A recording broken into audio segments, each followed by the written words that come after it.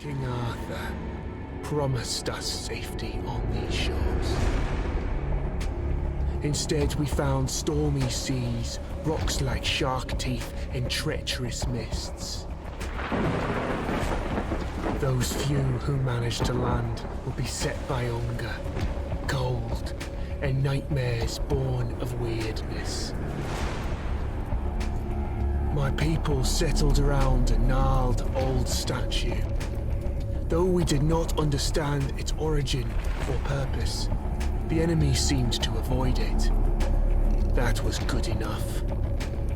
For a time. In the end, the winds of weirdness only grew stronger, and the statue failed to protect the settlement. There was fear, despair, and then nothingness, as reality melted around us. Hey everybody, welcome to Tainted Grail Conquest. This game is now fully released. You're going to notice in the bottom right, I'm playing on 0.99C version. But when you guys see this, the game will be released in full after going through a couple of years of early access.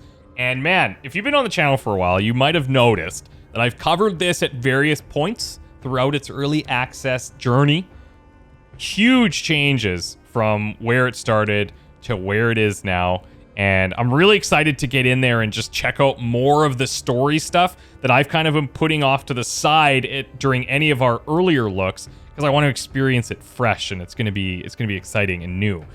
Speaking of new, there's 9 total classes right now in 3 different kind of categories. You have more of a melee focus group, you have a summoner group, and then you've got the newest one, which is an archer class. Now, if you're going to play this from the beginning, you're going to start with the most basic character, and it's going to take you through a tutorial, give you all the lore as to why we're here, fight a boss that's tutorialized. It kind of guides you through it. And then when you go through your runs, you're going to start to unlock additional classes. But because I've covered this so much in the past, I'm going to skip right ahead to one of the newest classes that we haven't seen before, one of the archer classes. And they use these cards called maneuvers, which makes their combat a little bit more advanced, a little trickier to use. And I think it'll just be fun to see that new content. So what I'm going to do is splice in where it talks about the lore, really sets up what's happening, why we're here. And then when we go to the village, we're going to be playing on one of the more advanced characters that might take a little while to unlock because I've covered the earlier ones so many times in development. But that'll make sure that we're all on the same page as to why we're here, what we're doing. We'll also have a blacksmith already, which is one of the first characters that you'll eventually bring back to your village. But otherwise, we're still going to be very early on in an actual playthrough. So anyways, here we go. You awake to nothingness.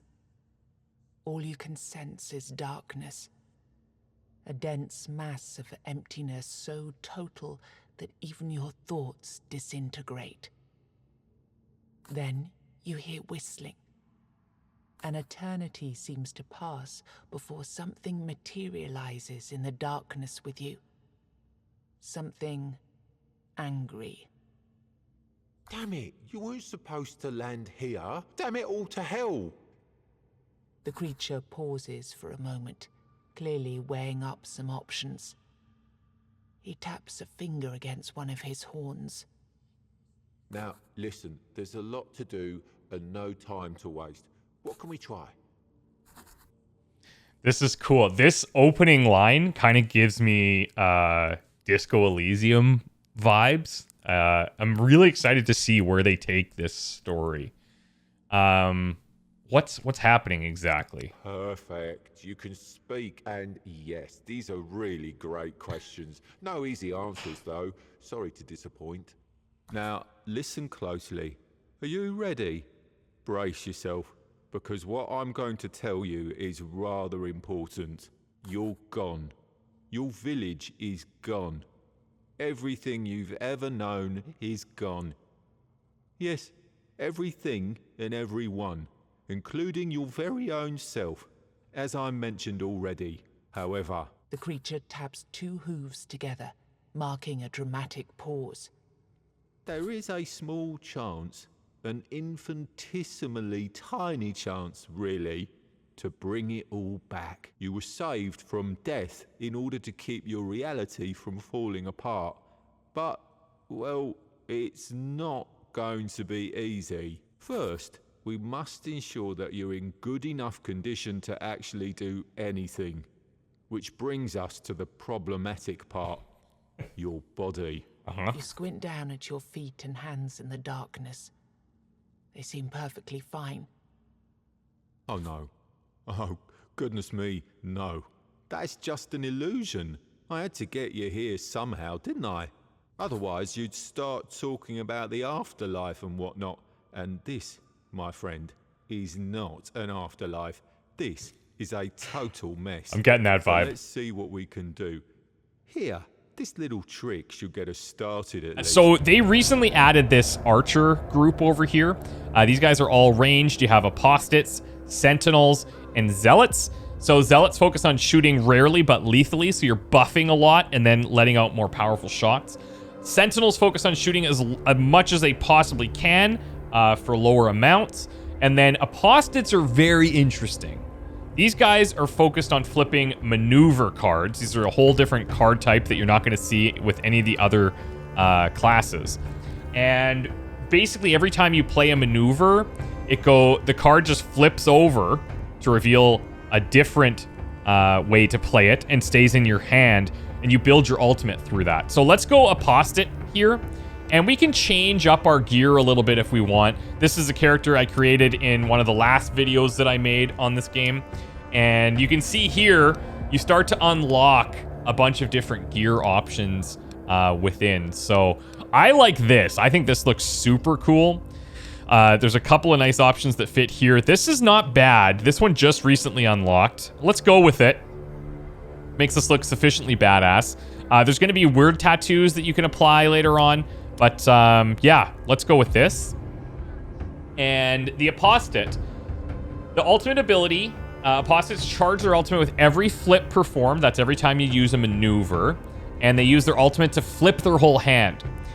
In addition, though, there's cards that allow you to draw arrows. I think it's called Quiver, maybe. And you have to spend 3 of your ultimate pool to put arrows in your hand, but those arrows cost 0. So that's kind of how you're going to get your damage out. It'll make more sense once we're in there. The passive skill is that flipped cards stay in your hand instead of going to the grave. Draw 1 additional card for every second maneuver used in a turn. So you can, by playing maneuvers, keep drawing cards. Let's rock and roll.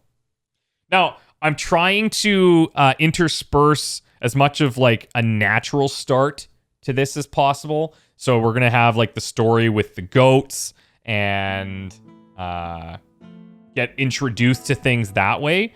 And normally you would be playing as the first opening available character, but we're going to be skipping ahead to this. So normally when you start at this point, you would have, I believe he's over here now. Yeah, you'd have a lost soul here who's basically told, very similar to you, that things are kind of strange out here.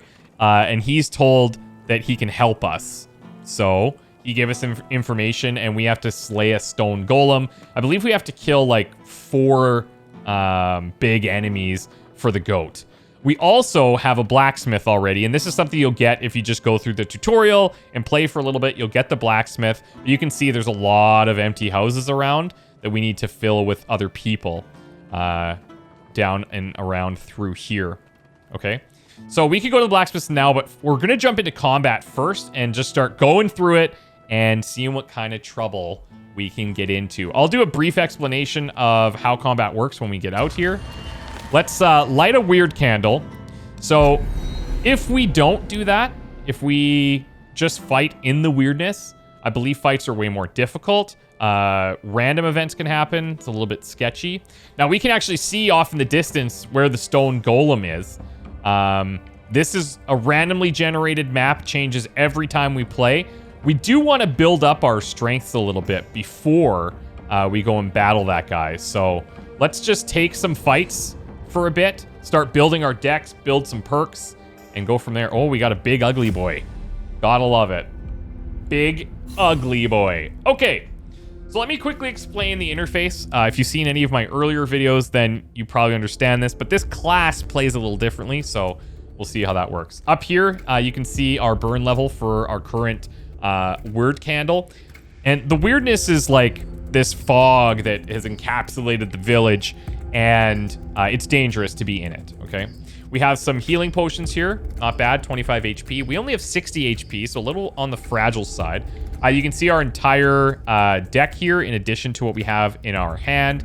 And you can see we have a mixture of arrow cards, maneuver cards, and quivers. This is the energy cost associated with playing it.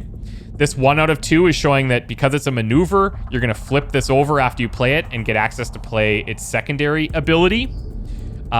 Quiver cards also use charges from your ultimate, as I was saying. So you play this for 1 energy, but 3 charges. You get 2 arrows. Like, there's multiple different arrow types that will unlock. Example, this smoke shot down here. So you could get this. You could get the regular arrows for damage. Depends on what's in your deck. Now, down here is the charges of our ultimate, currently at 0. Every time we play a maneuver, this increases by 1. You can then spend this to flip all maneuver cards in your hand. Or you can use this to pull from your quiver and get more shots. Hope that makes sense. Up here are your passives. So all barriers only last 1 turn. If you start a turn with negative armor, you gain barrier equal to 50% of the missing armor. It'll make sense once we start going. And then flipping spree. Flipped cards stay in hand instead of going to the grave. Draw an additional card from your deck every time, for every second maneuver used in a turn. So you can really draw quite a bit if you play your cards right, no pun intended. Now this guy, if you've never seen this game, they do tell you what is going to happen up here, what the enemy intent is. So he's going to take 2 turns to prepare for a special attack. I won't spoil what it is. It's gross. He's an infected human. This enemy's shape and the pulsation of its body suggests that you should be prepared for an explosive surprise. Love that. And then underneath our health bars, you can see we have armor, we have base damage. These can be impacted in multiple ways. And he's got an immunity to stuns. So our smoke shot, that's not going to do a whole lot here. So we just need to put him out of his misery as soon as possible. Lastly, you can see our energy down here.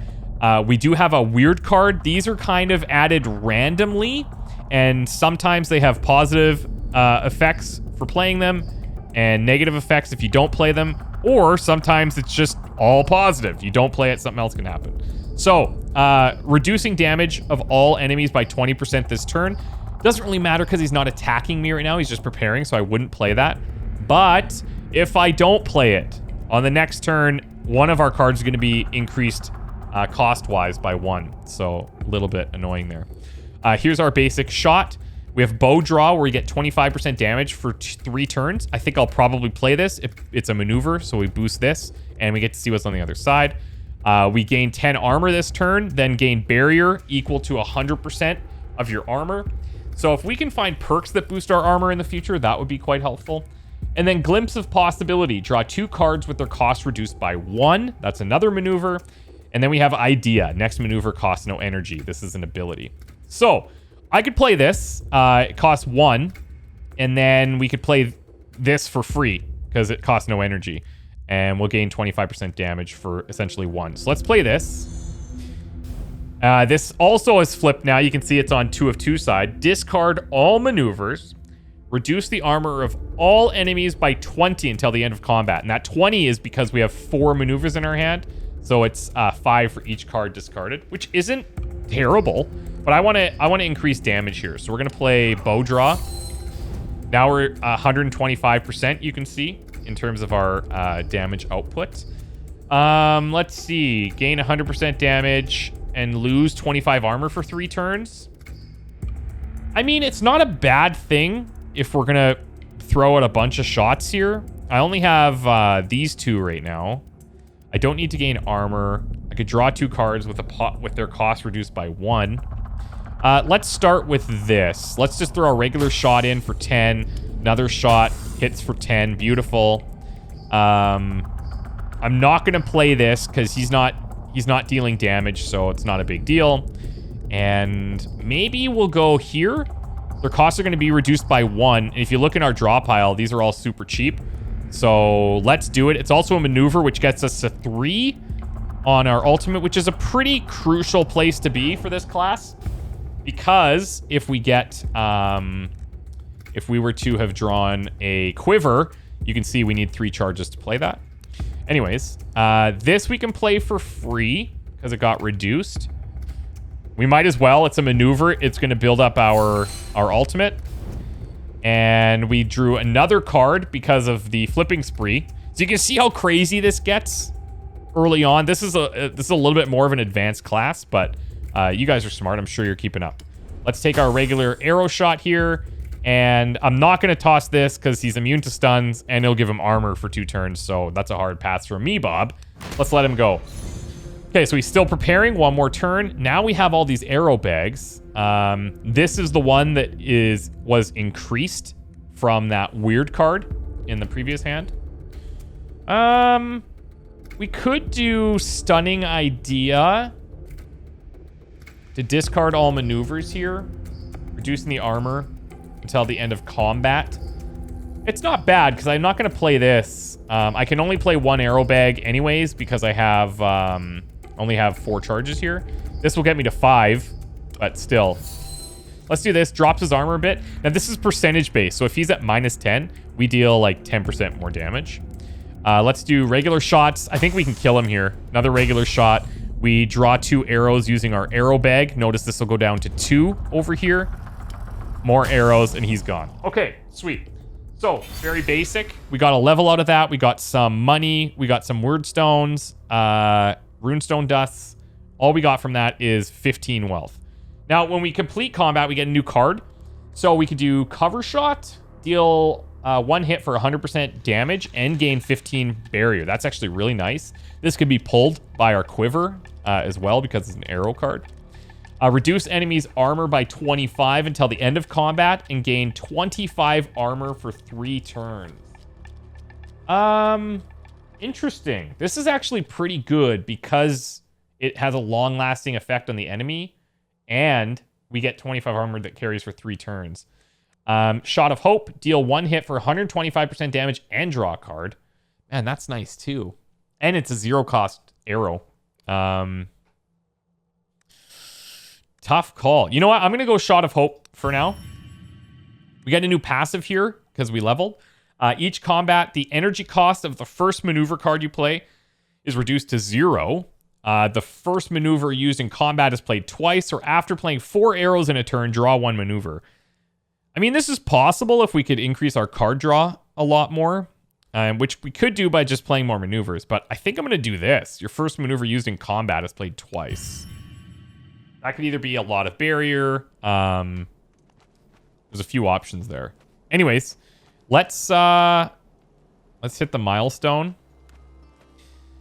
It's a mystery why these stones light up and banish the weirdness that people walk by. Many believe that Merlin himself invented the runes that are carved into them. There's also a darker rumor that they were left by the Four Dwellers to lure humans into their domain like moths to a flame. So we can boost the milestone's range if we want, which gets rid of the weirdness. We have to use one of our candles to do that.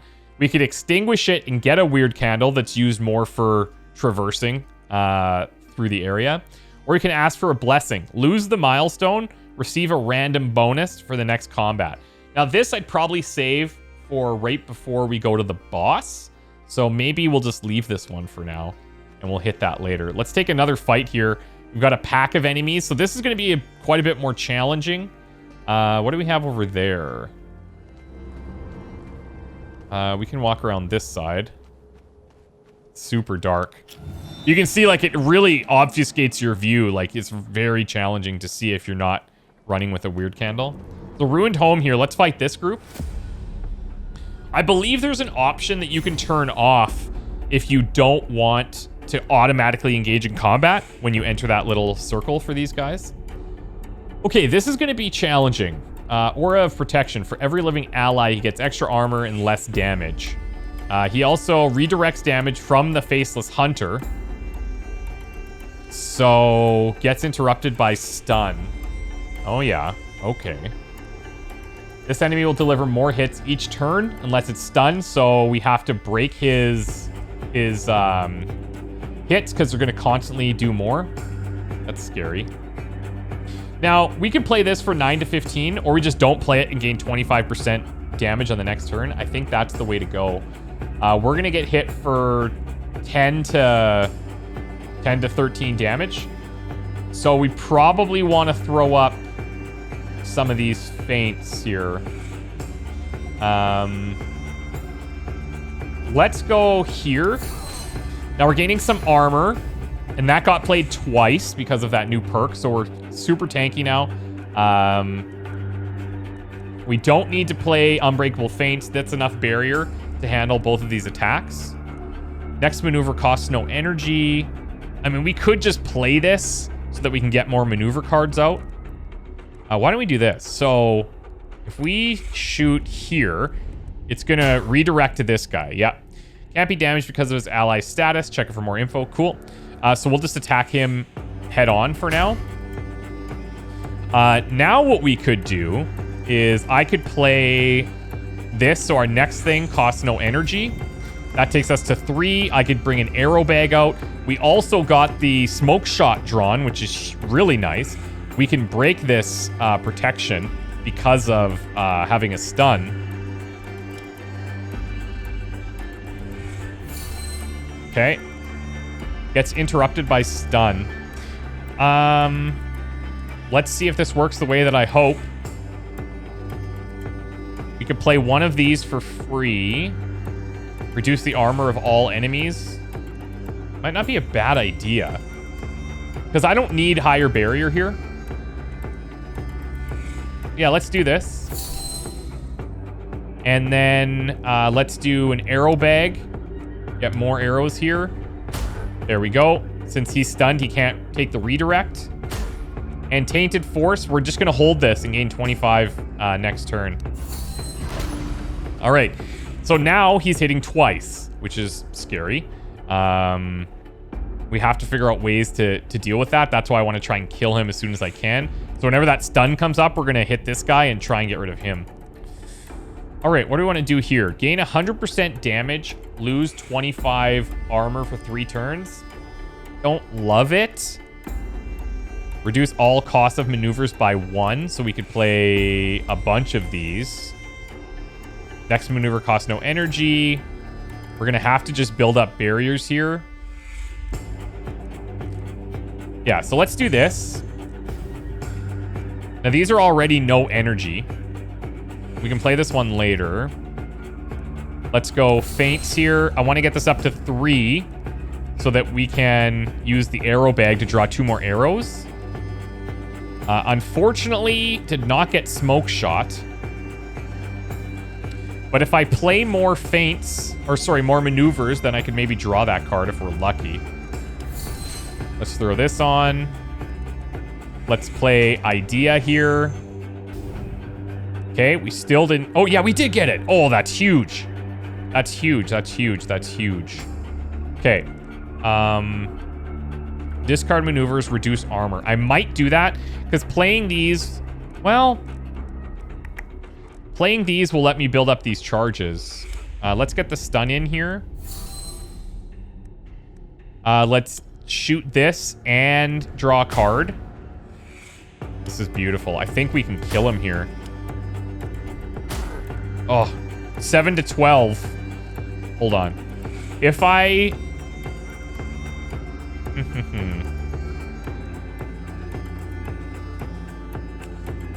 Do I want to play Stunning Idea or do we want to play Unbreakable? Let's actually do Glimpse of Possibility. Gets this back up. We'll play another maneuver here for 0. And then we'll just go... Since we got 2 shots, he's going to die for sure. This guy's stunned. I don't want to use this right now. I don't want to lose armor. I don't know if we're going to always be able to block him here. So let's just let this roll. Okay, he's coming in for 6 to 8. That's fine. Let's go feints.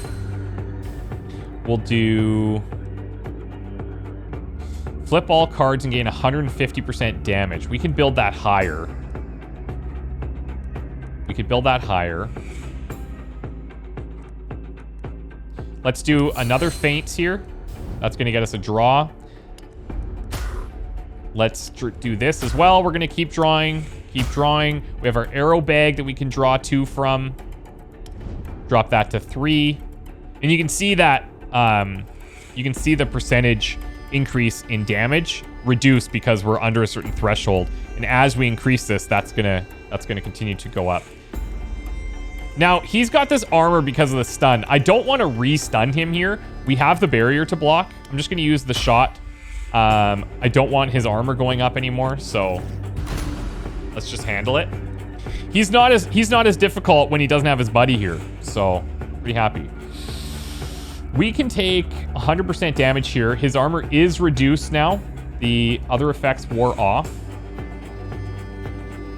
All maneuvers could be reduced. And then I could do arrow bag. Yeah, let's do that. So unbreakable feints if we want. We've got... Let's actually do this 100% damage because I might combo this with this. Shot of Hope. Just trying to figure out how we want to play this. Probably go arrow bag here. That did drop us. Let's do this. Let's play another maneuver. That gets us up to 4. Okay. Not exactly the way I was wanting to do that. Not exactly how I wanted that to go down. I might have to stun him here because it's only 7 to 10 damage, but man. Let's get a draw here. Okay, we don't have a way of increasing energy at the moment. It's very close. We'll take the stun. We can kill him next turn, even with the extra armor. He's only at 15, so should be fine. Okay, now let's do... If not played, gain 10 barrier, but it's a free stun if we wanted it. Let's do this one. You can see here at 5 now, we get 125% damage this turn. So let's actually do this. Flip all cards in hand. That's all maneuver cards. We have 225% damage right now, and it looks like it maintained some charges because of the ones that flipped. I think that's how it works. Anyways, we can kill this guy. We're gonna get a lot of levels early on, so we'll be getting a lot of card draws, extra perks, and so on and so forth. And we have a ruined home here. Let's check this out. You noticed the ruins of a home that was burned down. There's no telling whether it was destroyed during the war, set alight out of spite, or simply burned down due to an unfortunate accident. That's right, there is no telling. Let's steal from it. Now we have a couple different options here. Hole in the wall, door to your right, door in front of you. Door to your right. You find nothing, and the house changes again. Okay, spooky, weird. There's a hole in the floor, door in front of you, or look around. Let's look at the hole in the floor. An empty bottle, deal 1 hit for 25% damage. And we got meat, so we can restore HP. You know what? I'll take that. I'll take that. Why not? Why not? Now, when I did this look back and unlocked the blacksmith and stuff in an earlier video, we got this hideous bouquet as part of a quest and this blessed incense. So we'll see how these play out in this run. But yeah, anyways, let's take a break here. And when we come back, we'll pick up right where we left off. We'll probably do a few more battles before trying to fight this golem. Yeah, the golem might be tough. I'm not sure how we're going to fare with this class, but hey, we're going to try our best. So wish me luck. Guys, thank you so much for watching. I'll have links down below if you want to check this out for yourself. And if you guys could drop a like on the video, it helps a lot for the YouTube algorithm. I would appreciate that. And if you're new here, consider subscribing. A lot of videos up. And I'll be playing this for the next little while also. Stay tuned, guys. We'll see you soon. Bye for now.